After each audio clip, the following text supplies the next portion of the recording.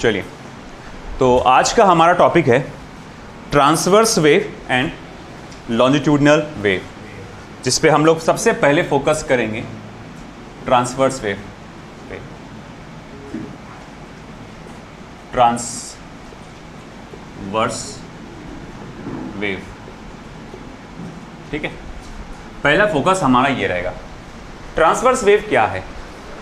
एक ऐसी वेव जो मीडियम में जनरेट होती है जिसमें मीडियम के particles oscillate perpendicular to the direction of the motion of the wave, तो उसको हम लोग कहते हैं ट्रांसवर्स वेव। बोले कैसा, फिर भी अच्छे से डिफाइन करो। देखो, if the constituent of the medium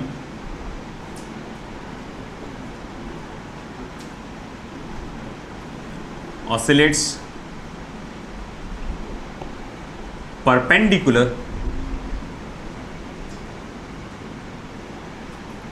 to the direction of motion of the particle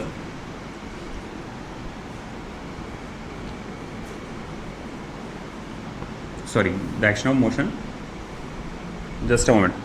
If the constituents of the medium oscillate perpendicular direction of propagation of the wave,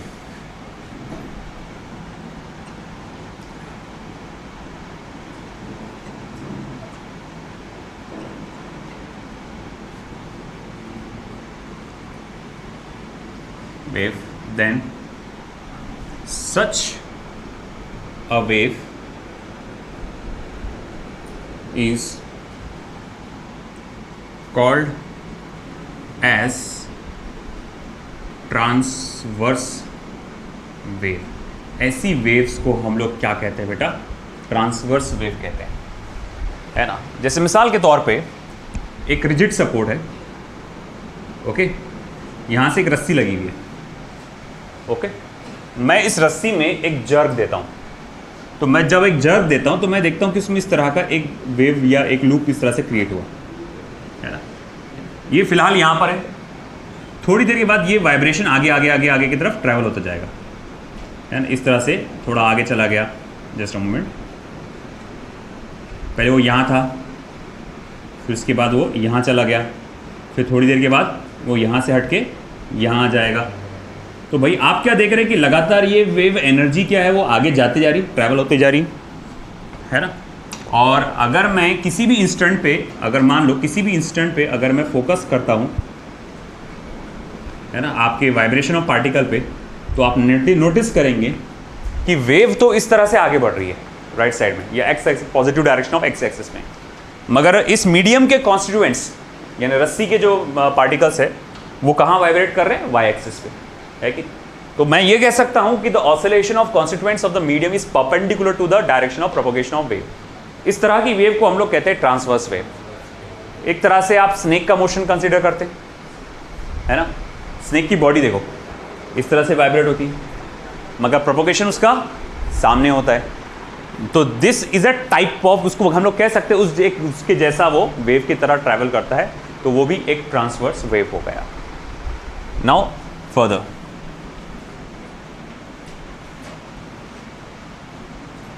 longitudinal wave. अब ये longitudinal wave क्या है? ये बिल्कुल इसका अलग होगा, opposite कह सकते हैं, या ऐसे हट का थोड़ा सा। इफ द कॉन्स्टिट्यूएंट्स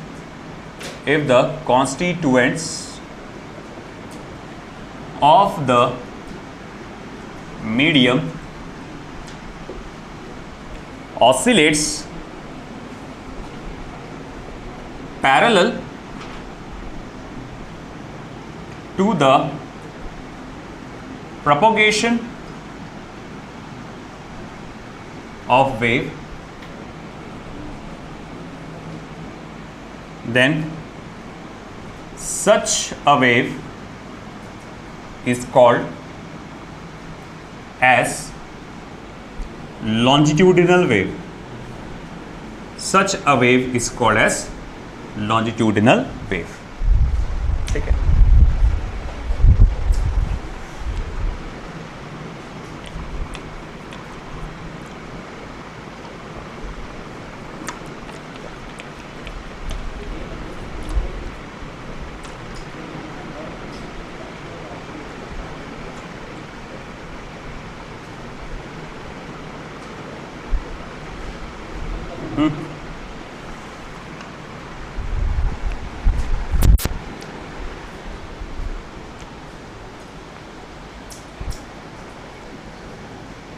तो एक ऐसा मीडियम जिसमें या फिर ऐसा method of propagation of wave जिसमें जो वाइब्रेशन होता है अपने कॉन्स्टिट्यूएंट्स ऑफ द मीडियम का वो पैरेलल होता है to the propagation of wave.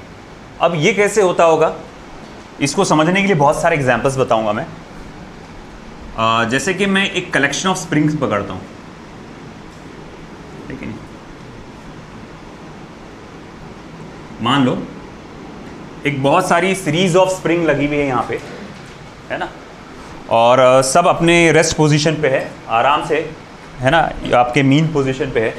अचानक से मैंने तो अंदर से झटका दिया इसको, एकदम एकदम हल्की सी स्प्रिंग है, मान लो एकदम लूज स्प्रिंग है ये, और मैं एकदम से अंदर की तरफ जर्क दिया।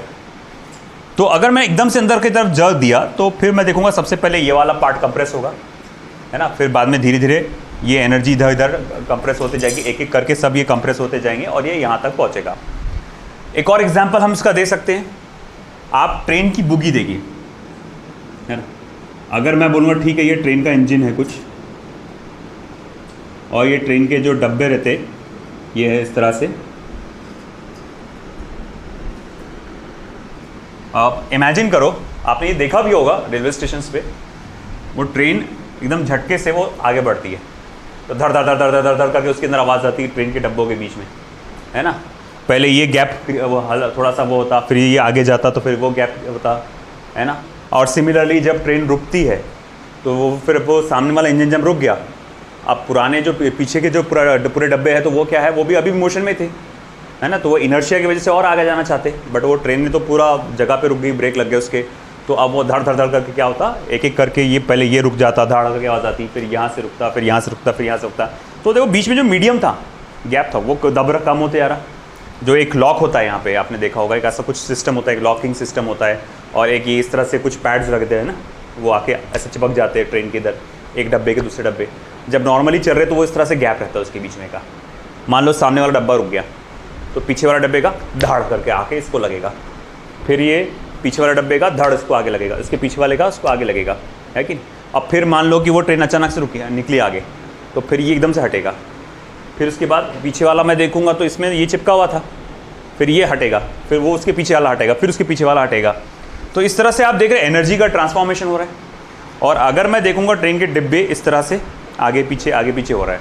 इवन आप अगर मान लो बाई चांस ऐसा कभी हुआ होगा, वो जो कनेक्शन होता है बीच में का, दो डब्बों के बीच में का एक कनेक्शन आता है, आपको मालूम होगा ना, तो वो कनेक्शन के अगर वहाँ से गुजरे होंगे आप कभी, मतलब एक डब्बे से जब दूसरे डब्बे में जा रहे हैं, कभी ऑब्जर्वेशन हुआ होगा आपका, कभी गया होगा ऑब्जर्वेशन उसके अंदर, आपने नोटिस किया वो ऐसा आगे पीछे होते रहते है ना उसके पैड्स। देखो उसमें भी वही वाइब्रेशन चालू है, यही ना ऑसिलेशन ही क्या हो रहा ना, और कहाँ हो रहा है, ट्रेन ऐसी जा रही और इसका ऑसिलेशन ऐसा हो रहा। तो इस तरह से आप क्या देख रहे हैं कि ये ऑसिलेशन कैसा है, परपेंडिकुलर है ना, to the direction of propagation. Earthworm का मोशन कभी ऑब्जर्व किया है? अर्थवर्म ऐसा जाता क्या आगे? अर्थवर्म कैसे जाता? अर्थवर्म कैसे प्रोपोगेट करता आगे? वो ऐसे इल्ली करती रही भाई प्रोपोगेट। अर्थवर्म, केचुआ, सिदोड़, अर्थवर्म कैसे जाता? पूरी बॉडी को थोड़ी बेंड करता हो, कंप्रेस करता हो, पूरी बॉडी को कंप्रेस करता, फिर रिलैक्स करता, फिर कंप्रेस करता, फिर रिलैक्स करता, फिर कंप्रेस, फिर रिलैक्स, फिर कंप्रेस, फिर रिलैक्स, इस तरह से आगे बढ़ता। तो कंप्रेशन और कंप्रेस कर करके और दूर दूर ले आके बॉडी को वो आगे बढ़ रहा है। तो एक तरह से उसका मोशन भी जो कहा जाएगा लॉन्जिट्यूडनल वेव के जैसा ही है। अब अगर मैं प्रॉपरली बताऊं, हमारा जो साउंड वेव होता है it is a type of longitudinal wave. अब जैसे फॉर एग्जाम्पल आप इमेजिन करो, दिस इज ईयर और ये बीच में मीडियम है, ओके। जब कुछ भी नहीं बोला जा रहा, खामोशी है, कुछ भी साइलेंट पूरा, तो ये मीडियम की मैंने लेयर्स बना दिया जो कानों तक पहुंच रही है ना। जब कुछ भी बोला नहीं जा रहा तो इस वक्त ये मीडियम जो है उसकी जो लेयर्स है उनके बीच की स्पेसिंग इस तरह से है। अब अचानक से कोई हॉर्न बजाए, मान लो कोई हॉर्न बजाए यहाँ पर, है ना, हॉर्न बजाए। अब हॉर्न के प्रेशर से क्या हो रहा है यहाँ पर कि मीडियम वाइब्रेट होता है। तो होगा क्या कि सबसे पहले तो ये कुछ जो मीडियम के जो वो रहेंगे, कॉन्स्टिट्यूएंट्स रहेंगे, लेयर्स जो रहेंगे, वो थोड़ा सा एक दूसरे के करीब आ जाएंगे, इधर करीब आ जाएंगे, ठीक है। तो इस तरह से ये करीब आ गए, है कि नहीं। अब ऐसा है कि देखो यहाँ पर क्या हो गया, ये जो लेयर्स थे मीडियम के, ये आपस में एक दूसरे के अंदर प्रेस हो गए। तो तुमको नहीं लगता यहाँ पर इस रीजन में प्रेशर बढ़ गया होगा? दबाने से क्या होता है ना, प्रेशर बढ़ जाता है किसी भी चीज़ को लेकर। तो इस रीजन में यहाँ पर हमने क्या देखा, मीडियम का चेंज इन प्रेशर हुआ डेल्टा पी, है कि। और यहाँ पर हाई प्रेशर रीजन क्रिएट हो गया, यहाँ पर लो प्रेशर रीजन क्रिएट हो गया। अब होगा क्या भाई, ठीक है, हमेशा हर चीज़ जो है हाई प्रेशर से लो प्रेशर की तरफ ट्रैवल करने की कोशिश करती है। यहाँ आप देख रहे हैं कि आपने मीडियम को ठूस ठूस के भर दिया, और यहाँ पर मीडियम क्या देख रहे हैं आप, खाली खाली है। तो होगा क्या कि फिर ये जो वाइब्रेशन आपने एक बार दे दी, मान लो कि लगातार नहीं बोल रहे, आपने बस एक बार जोर से कुछ बोले एंड और खामोश हो गए, मैंने कुछ भी एक अल्फाज बोला और खामोश हो गया, तो उसके वजह से एक अल्फाज की वजह से एक कंप्रेशन तैयार हुआ, कंप्रेस हो गया। फिर बाद में जैसे ये मीडियम के इधर का हिस्सा खाली खाली दिखा, है ना, अब जैसे ये हाई प्रेशर रीजन है और ये लो प्रेशर रीजन है। जब भी आप अगर मान लो कि आपने दो चैम्बर्स लिए और मैंने क्या किया, यहाँ किसी गैस को ठूस ठूस के भर दिया और ये एक चैम्बर पूरा खाली है, या है भी तो गैस हल्की फुल्की गैस भरी है बस, तो अगर ये ठूस ठूस के भरा हुआ है तो ये हाई प्रेशर रीजन होगा और ये लो प्रेशर रीजन होगा। जैसे ही मैं इसे खोलूंगा क्या होगा भाई, गैस कहाँ से कहाँ जाएगी, हाई प्रेशर से लो प्रेशर रीजन में जाएगी। मतलब भाई ये टेंडेंसी है मीडियम के, मतलब मटेरियल की, कि वो हाई प्रेशर से लो प्रेशर की तरफ ट्रैवल करता है। तो भैया सिंपल वही हुआ कि जैसे ही आपने यहाँ पर आपके स्पीकर ने या किसी ने हॉर्न ने एक आवाज़ जनरेट किया, साउंड जनरेट किया, तो यहाँ हाई प्रेशर रीजन क्रिएट हुआ, है ना। उसके बाद यहाँ पर अब ये ऑफकोर्स हाई प्रेशर जनरेट हुआ, मगर उसके मुकाबले ये रीजन कैसा है, लो प्रेशर है। तो अब ये मीडियम की जो मीडियम है किसी कॉन्स्टिट्यूएंट से इधर भागेंगे, तो अब होगा क्या कि ये जगह थोड़ी सी खाली हो जाएगी और ये जगह पे कंप्रेशन क्रिएट हो जाएगा, ये अभी भी खाली है ना।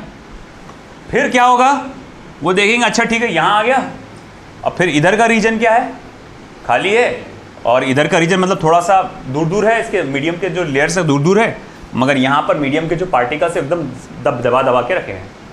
फिर ये भी हाई प्रेशर रीजन हो गया और ये क्या है, लो प्रेशर रीजन। तो होगा क्या, फिर ये यहाँ से इधर जाने की कोशिश करेंगे मीडियम के पार्टिकल्स।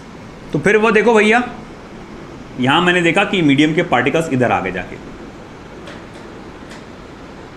है ना, इस तरह से मीडियम के पार्टिकल्स इधर आ गए।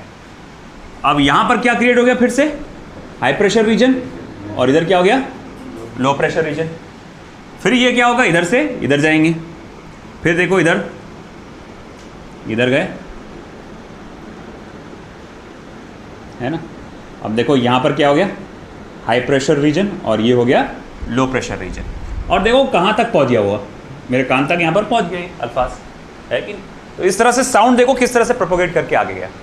अब अगर आप लगातार बोलते रहेंगे तो ये लगातार वाइब्रेशन आता रहेगा, है ना। लगातार आप बोलते हैं कंप्रेशन, ये इस तरह दूर दूर, कभी कहीं कहीं, और कहीं कहीं मीडियम नज़दीक नज़दीक। तो समझ में आ रहा है क्या, है ना। जो मीडियम है आप आसपास, जो हमारे एक्चुअल में ये सब हो रहा है। जब मैं एक एक चीज़ बोल रहा हूँ यहाँ पे, तो क्या हो रहा है यहाँ पर, ये जो बीच में आपके कानों के बीच में और यहाँ मेरे जो यहाँ अल्फाज टंग के बीच में जो भी लेयर है हमारी मीडियम की, वो लगातार कंप्रेस हो रही है, कंप्रेस हो रही है। एक एक अल्फाज बोलते जा रहा हूँ उस पर कंप्रेस हो रही है, कंप्रेस हो रही है। और फिर जैसी मैंने बोला ए, कंप्रेस हो गया, अब वो कंप्रेशन ट्रैवल करता गया, है ना। और अगर मैं लगातार बोलते जा रहा तो लगातार ये कंप्रेशन ये आगे चलते जा रहा है, और इसी तरह ये हमारे कानों तक पहुँच रहा है। तो आप देखिए मीडियम इस तरह से एक जगह जमा हो रहा, फिर दूर जा रहा, फिर जमा हो रहा, फिर दूर जा रहा, फिर जमा हो रहा, फिर दूर जा रहा। तो इस तरह से वाइब्रेट करते हुए जा रहा है आपका साउंड वेव। ये जो रीजन आपको नजर आ रहा है जहां पर मीडियम जो बहुत ज़्यादा एक जगह जमा हो चुका है, इसे हम लोग कहते हैं कंप्रेशन। इसे क्या कहते हैं बेटा अपन, कंप्रेशन। ये जो रीजन आपको नजर आ रहा है जिसमें मीडियम दूर दूर है, जैसे कि ये वाला पार्ट मैं ले सकता हूं, इसे कहा जाता है रेयरफैक्शन।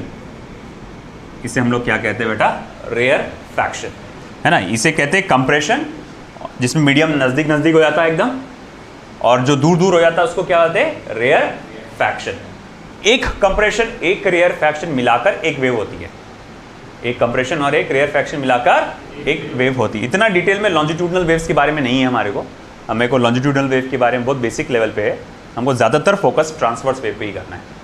खैर मगर हमको समझ में आना चाहिए कि लॉन्जिट्यूडनल वेव है क्या और वो कैसे प्रोपोगेट करता है। आई बात समझ में आपको, है ना।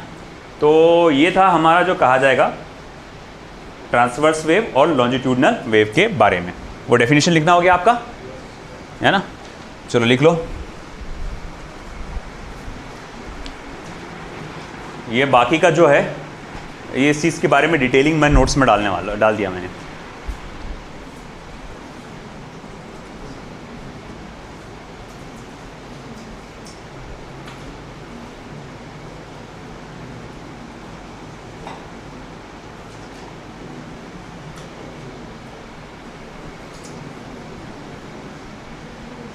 ये रफ डायग्राम बना सकते हैं आप।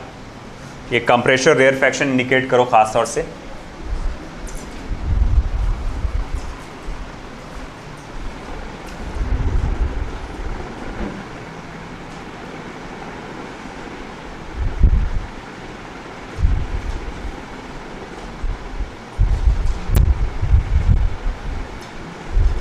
इसकी ज़रूरत नहीं, वो वाला बना, इससे एग्जाम्पल्स थे। हाँ वो वाला, ये थोड़ा पता लगने के लिए कि कैसे ट्रैवल करता है आपका साउंड। लॉन्जिट्यूडनल वेव्स से रिलेटेड जो स्टडी है वेव मोशन में, उसको साउंड करके, ये साउंड वेव्स करके अलग से पार्ट दिया हुआ है। और ये जनरली नीट की किताबों में तो नहीं, जेई की किताबों में आपको मिलता है ना। हालांकि इन एनसीईआरटी में साफ तौर पे है कि ज़्यादातर फोकस आपका ट्रांसवर्स वेव पर ही है। मगर जैसे आपको मालूम है JEE is the entrance exam for engineering, है ना। और इंजीनियरिंग में ये सारी चीज़ें डिटेल में होती चाहिए, तो उस हिसाब से तैयार करने के लिए कई सारी किताबों में आपको साउंड वेव्स के तौर पे ये चीज़ों को ऑलरेडी दिया जाता है। जैसे बीट्स का जो हम लोग स्टडी करते हैं, डॉपलर इफेक्ट ऑफ साउंड जो स्टडी करते हैं, वो सब साउंड वेव्स के अंदर आता है, वो टॉपिक के अंदर। डॉपलर इफेक्ट तो निकाल दिया गया।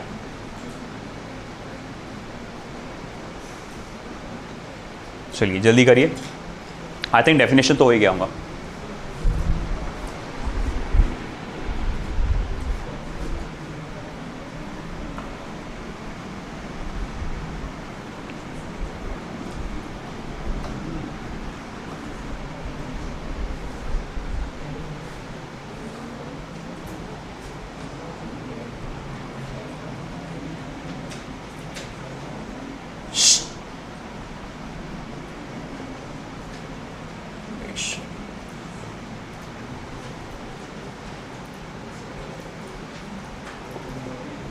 बातें नहीं।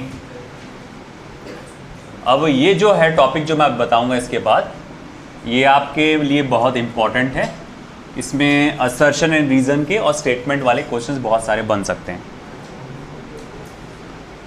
ये वाला टॉपिक थ्योरेटिकली काफ़ी इम्पॉर्टेंट है।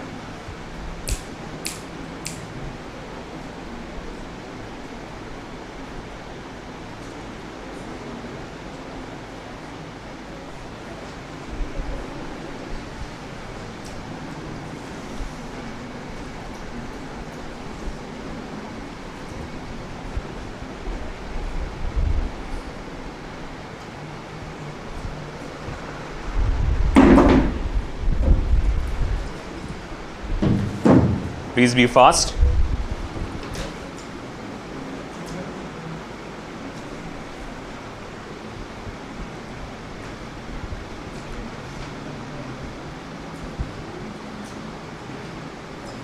ट्रांसवर्स वेव वो वेव होती है जिन्हें जो आगे प्रोपोगेट करते वक्त उनके जो कॉन्स्टिट्यूएंट्स ऑफ द मीडियम जो है they vibrate perpendicular to the direction of propagation of wave. और लॉन्जिट्यूडनल वेव वो होती है जिनके constituents of the medium vibrate parallel to the propagation of wave. ये बेसिक सी दो बातें ध्यान में रखो, है कि नहीं। हाँ, एक और चीज़ जो मुझे बताना रह गया, ट्रांसवर्स वेव जो इस तरह से ट्रैवल होती है, तो जो उसकी पॉजिटिव पीक होती है उसे आप क्रेस्ट कहते हैं। जो इसकी नीचे की लोअर निगेटिव पीक होती है इसे आप ट्रफ कहते हैं, TROUGH। वो जो डायग्राम बनाए होंगे आपने इस तरह का, उसमें ये डिनोट कर दीजिए, crest and trough. Positive peak को क्या बोलते हैं?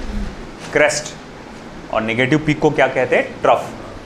वन क्रेस्ट एंड ट्रफ जो है मिला के एक वेव हो जाती है यहाँ पे, है ना, क्रेस्ट एंड ट्रफ, TROUGH।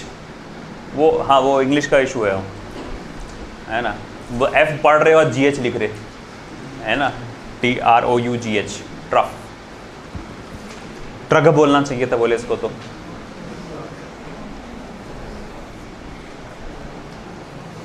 किसी इंग्लिश लिटरेचर वाले को पकड़ के लाना पड़ेगा, बोले भाई बताओ ऐसा क्यों है। अजीज सर को ला लेंगे।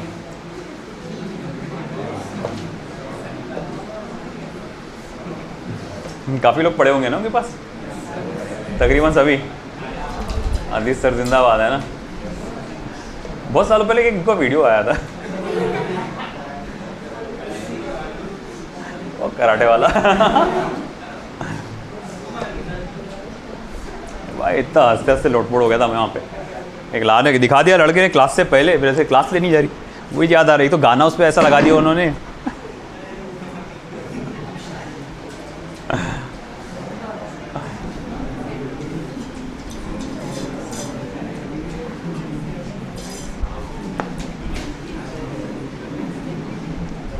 हो गया ना, चलो हो भी गया।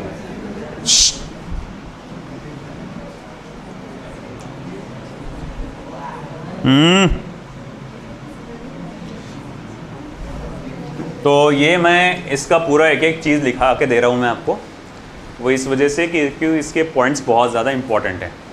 ये assertion reason statement wise question जो आते हैं उसमें आ सकता है ये, तो ध्यान दीजिएगा।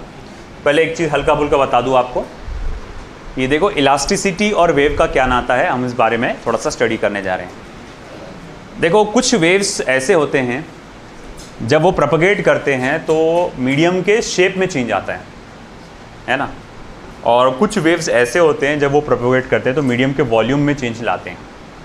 जैसे फॉर एग्जांपल अगर मैं ट्रांसवर्स वेव की बात करूं, है ना, ट्रांसवर्स वेव एक रस्सी सीधी थी, अगर मैं इसका शेप बोलूँगा कैसा है तो आप बोलेंगे लाइक अ स्ट्रेट लाइन। जब उसमें आपने वेव जनरेट करे तो भैया मैं बोलूँगा क्या इसका शेप सेम रहा क्या, नहीं ना, इसके अंदर साइनोसॉइडल वेव बन गया, तो ये एक अलग ही कुछ उसने शेप ले लिया एस जैसा, तो यहाँ पर शेप चेंज हो गया। मगर आपको मालूम है कि ये रस्सी इसी शेप में नहीं कि हमेशा नहीं, बहुत जल्द ये वेव आगे बढ़ जाती है और ये जो रस्सी का जो ये हिस्सा था ये पुराने वापस अपनी पुराने शेप में आ जाता है। तो बोले ये किसकी वजह से हुआ, तो बोले वो रस्सी के रिस्टोरिंग फोर्स की वजह से हुआ। यार ये कुछ सुना सुना से लग रहा है, बोले ये कहाँ सुनते थे हम लोग, ये रिस्टोरिंग फोर्स, ये कंसेप्ट ये पढ़ते थे हम लोग इलास्टिसिटी चैप्टर में, है ना, मैकेनिकल प्रॉपर्टीज ऑफ सॉलिड में हम लोग ने पढ़े थे। चलो मुझे एक बात बताओ, देखते पुराना कितना याद है। ऐसा कौन सा restoring force per unit area यानी कि स्ट्रेस है ना, जो जनरेट होता है due to the change in shape of the body.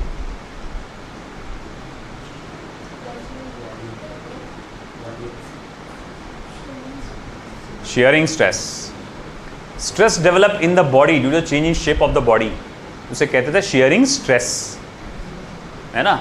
Strain को क्या बोलते थे, शेयरिंग स्ट्रेन, आया समझ में, है ना। और उसके बाद उनका जो रेशियो लेते थे स्ट्रेस, शेयरिंग स्ट्रेस का, शेयरिंग स्ट्रेन का, उसको क्या बोलते थे, शेयर मॉड्यूलस, है कि नहीं। तो हम लोग यहाँ कह सकते हैं कि यहाँ शेयर मॉड्यूलस जनरेट हो जाता। अब भाई शेयरिंग स्ट्रेस जनरेट हो रहा तो भाई शेयर मॉड्यूलस भी जनरेट होगा ना यहाँ पर, तो यहाँ पर शेयरिंग स्ट्रेस या फिर शेयर मॉड्यूलस जनरेट हो जाता है यहाँ पे ट्रांसवर्स वेव में, क्योंकि वहाँ पर क्या चेंज हो रहा है, शेप चेंज हो रहा है। वैसे ही अगर मैं लॉन्जिट्यूडनल वेव की बात करूँ, हमारे जो मीडियम है आसपास उसके अंदर आप क्या देख रहे हैं कि वो मीडियम कंप्रेस हो रहा है, रिलैक्स हो रहा है, कंप्रेस हो रहा है, रिलैक्स हो रहा है, उसके वॉल्यूम में चेंज आ रहा है। आपको लग रहा है कि उसके शेप में चेंज आ रहा है, नहीं नहीं, उसमें वॉल्यूम में चेंज आ रहा है, वॉल्यूम कम हो रहा, बढ़ रहा, वॉल्यूम कम हो रहा, बढ़ रहा, तो यहाँ पर क्या आ गया, वॉल्यूम स्ट्रेस जनरेट हो जा रहा है ना। तो हम लोग देखेंगे कि जो फ्लूइड होता है, फ्लूइड कैसा है कि आप उसको जो शेप दो वो शेप ढाल लेता हो। ऐसा होता क्या कभी आपके जो फ्लूइड बोले रेजिस्ट करे, नहीं मैं यही शेप में रहूँगा, है ना। आप में बोले क्या है, वो पानी में बोले जग में पानी लेकर आए और आपने उसको किसी चीज़ में डाले तो बोले वो जग का ही शेप लेकर बैठा हुआ है, क्यों, बोले उसने डिसाइड कर लिया था कि मेरा शेप जग का है तो बोले वैसे ही रहूँगा, बोले मैं। ऐसा होता क्या, नहीं, फ्लूइड कभी भी चेंज इन शेप को रेजिस्ट नहीं करता, आप उसे जो शेप दे देंगे उसमें ढल जाता है। सॉलिड का ऐसा नहीं है। अब ये पेन का एक शेप ये इस तरह से दिख रहा है आपको, एक पर्टिकुलर सिलेंड्रिकल शेप है। अब मैं इसको अगर टेबल पे रखूँगा तो फ्लैट नहीं हो जाएगा, वो फैल गया, ऐसा हुआ क्या, वो अभी भी अपना शेप क्या है, बरकरार रख रहा तो भैया आपका जो सॉलिड होता है it resist the change in shape, वो चेंज इन शेप को क्या करता है, रेजिस्ट करता है। इसीलिए सॉलिड में हमेशा ट्रांसवर्स वेव जनरेट होते हैं, हमेशा सॉलिड में क्या जनरेट होता है, ट्रांसवर्स वेव। बोले क्यों? क्योंकि transverse wave are associated with shear moduli, shear modulus बोल सकते हैं ना, या शेयरिंग स्ट्रेस से रिलेटेड है ना। लिक्विड में शेयरिंग स्ट्रेस होता नहीं। देखो लिंक बनाओ, अभी थोड़ी देर पहले क्या बताया था मैंने कि ट्रांसवर्स वेव में कौन सा स्ट्रेस डेवलप होता, शेयरिंग स्ट्रेस ट्रांसवर्स वेव में, क्योंकि उसमें क्या होता, shape of change of shape होता है कि नहीं। रस्सी का एग्जांपल भी बताया था मैंने आपको कि आपने इसका शेप चेंज किया, थोड़ी देर के बाद वापस अपने पुराने शेप में आ गई। तो ट्रांसवर्स वेव की खासियत ये है कि वो शेयरिंग स्ट्रेस को बढ़ावा देते हैं। मगर शेयरिंग स्ट्रेस सिर्फ किस में जनरेट हो सकता है, सॉलिड में, है ना। देख लो लिंक बनाओ ना, ट्रांसवर्स वेव जो है वो किसको बढ़ावा देते हैं, शेयरिंग, ये इसमें क्या जनरेट होता है, शेयरिंग स्ट्रेस या शेयरिंग मॉड्यूला, जो भी बोलना है आपको वो बोल लो, शेयरिंग स्ट्रेस जनरेट होता है। शेयरिंग स्ट्रेस सिर्फ किस में होता है, तो बोले ये होता है सिर्फ सॉलिड में।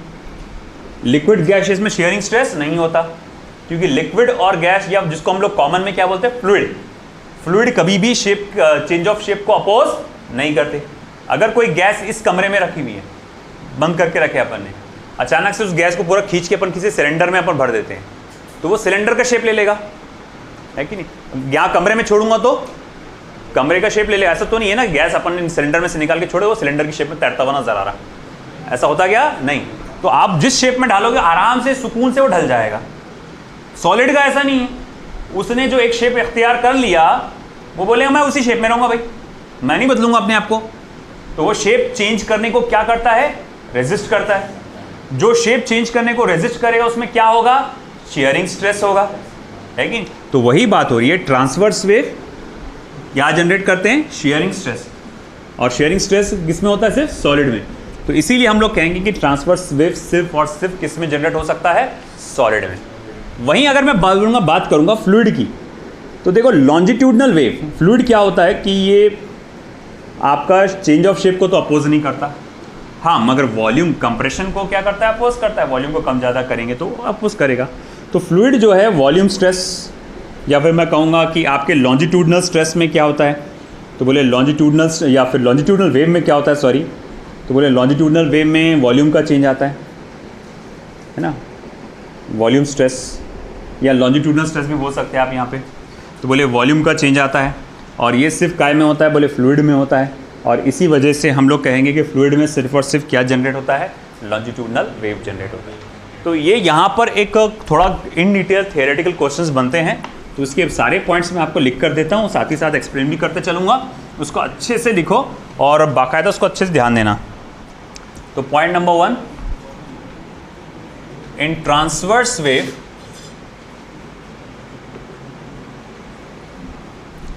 comma the constituent of the medium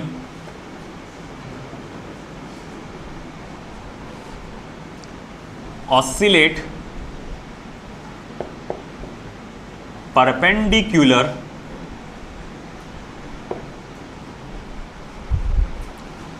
to the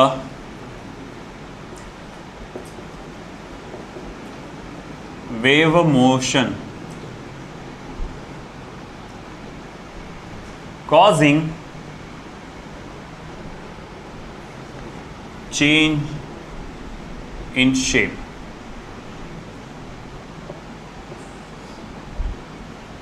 That is,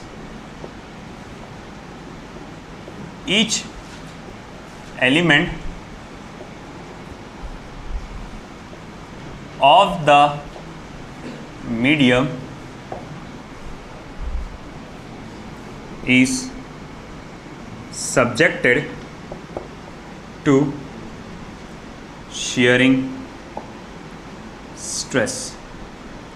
यानी हर एक मीडियम में क्या डेवलप हो जाता है, शेयरिंग स्ट्रेस डेवलप हो जाता है। वही पॉइंट जो मैंने बोला कि ट्रांसवर्स वेव में सभी कॉन्स्टिट्यूएंट्स ऑफ द मीडियम क्या करते हैं, oscillate perpendicular to the wave करते हैं, वेव मोशन, जिसकी वजह से शेप चेंज होता रहता है।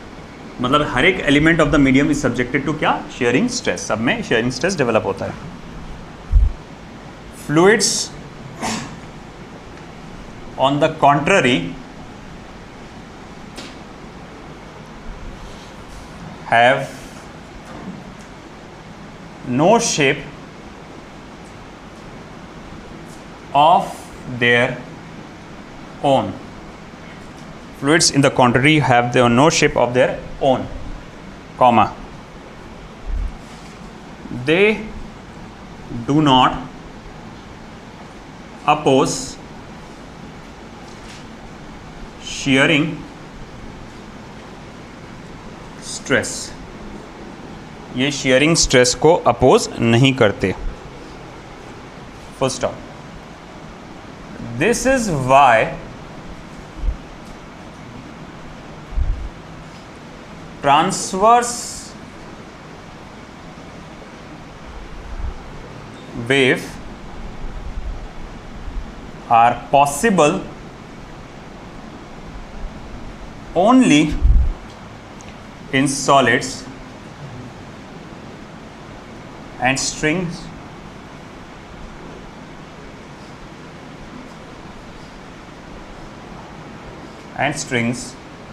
under tension, but not in fluid. अब देखो यहां बन गया assertion and reason. Point number 2 को असर्शन बना के दे सकता है वो, और पॉइंट नंबर 1 उसका रीजन है. जैसे कि इसने बोल दिया transverse wave is possible only in solid and not in fluid, है ना. Transverse wave is possible only in solid and not in fluid. ये असर्शन हो गया. उसके पीछे का रीज़न क्या होगा? क्योंकि देखो यहाँ पर हम लोग क्या बोल सकते हैं, ट्रांसवर्स वेव में क्या होता है, चेंज ऑफ शेप होता है ना. वो सिर्फ काय में होता है, आपके सब जगह उसमें शेयरिंग स्ट्रेस डेवलप होता है, जो कि सिर्फ काय में जनरेट हो सकता है, सॉलिड में. फ्लूइड शेयरिंग स्ट्रेस को अपोज नहीं करता. दैट्स वाई वहाँ पर फ्लूइड में ट्रांसवर्स वेव जनरेट नहीं होता है और आपके सॉलिड में ट्रांसवर्स वेव जनरेट होता है. तो ये पूरा पॉइंट मिलाकर असर्शन एंड रीजन का एक क्वेश्चन तैयार हो सकता है. Very important.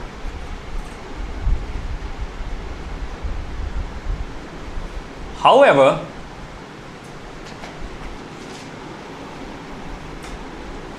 both solid as well as fluid, liquid या fluid बोलना चाहिए, can sustain compression.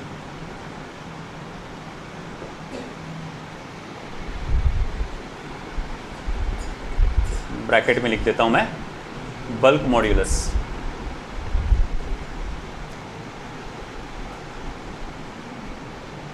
And since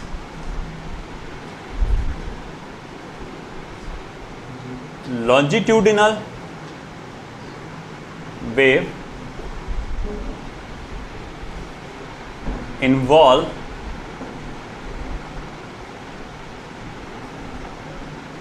compressive stress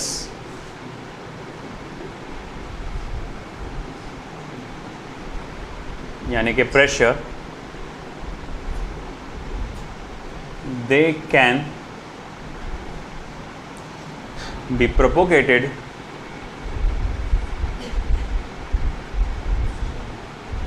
through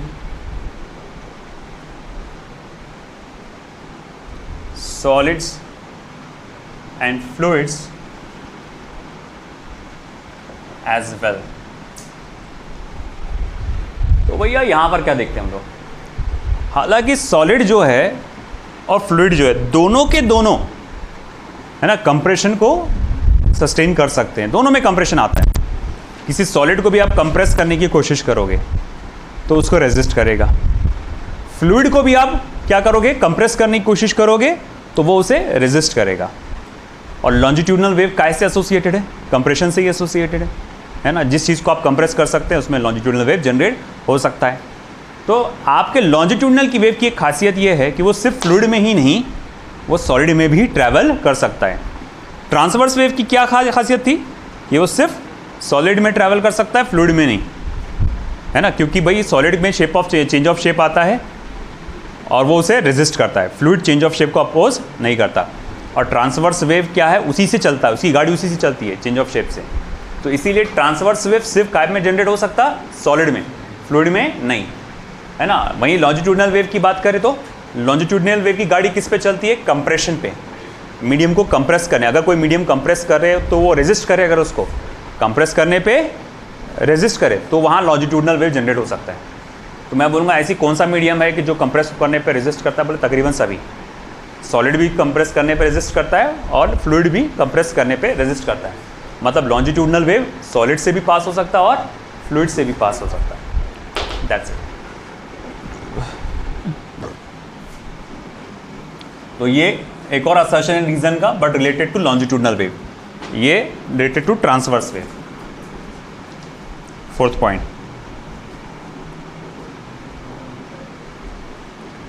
thus a steel bar possess both bulk and shear elastic moduli.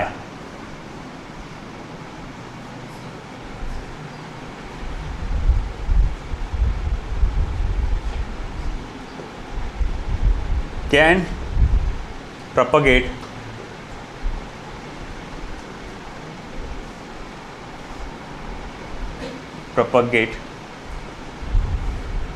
longitudinal as well as transverse wave.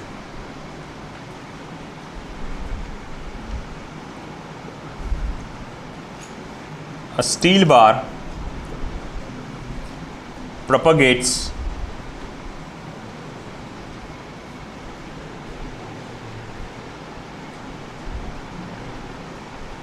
both longitudinal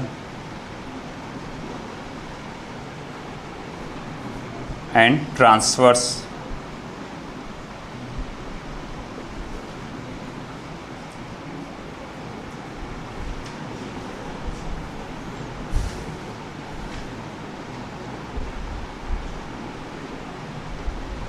waves, comma, their speeds can be different since they arise from different elastic moduli. Their speeds can be different because they arise from different elastic moduli. तो जैसा कि इसने बोला कि देखो steel bar की अगर हम बात करें, क्योंकि वो सॉलिड है और सॉलिड में ट्रांसवर्स वेव भी जनरेट हो सकती और लॉन्जिट्यूडनल वेव भी जनरेट हो सकती है ना।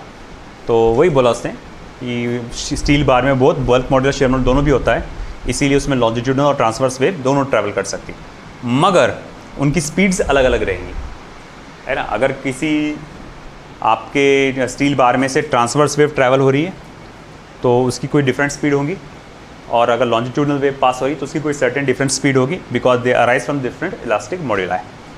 तो काफ़ी इंपॉर्टेंट पूरा टॉपिक है ये, कंप्राइजिंग ऑफ ऑलमोस्ट 5 पॉइंट्स। इसमें पूरे क्वेश्चंस बनते हैं लगातार, ध्यान देने वाला पॉइंट है ये काफ़ी।